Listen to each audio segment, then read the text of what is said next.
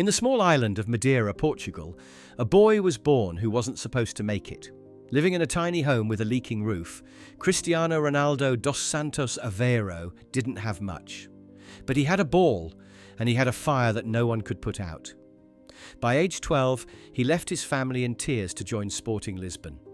He was lonely, he was bullied for his accent, and at 15, he was diagnosed with a racing heart, a condition that nearly ended his career before it even began. But Cristiano didn't just survive heart surgery. He came back faster. He didn't just play, he obsessed.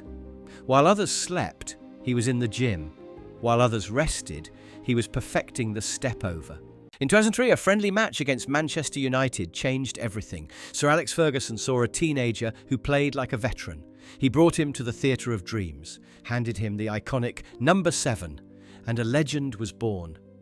3 Premier League titles and my first Ballon d'Or later, the world was at my feet. But for me, being the best in England wasn't enough. I wanted to be the best in history. In 2009, I moved to Real Madrid for a record-breaking fee. The pressure was immense, but I thrived under it. For 9 years, I rewrote the record books. 450 goals in 438 games. 4 Champions League trophies.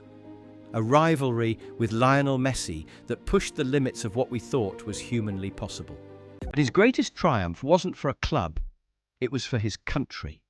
In 2016, despite being forced off the pitch by injury, he stood on the sidelines like a general, barking orders, leading Portugal to their first ever European Championship. From Manchester to Madrid, Turin to Riyadh, the location changed, but the work ethic never did. He became the first person to reach 1 billion social media followers, not just because of his talent, but because of his discipline. Today, he is the highest goal scorer in the history of the game. But when you look at Cristiano Ronaldo, don't just see the private jets, the trophies, or the fame.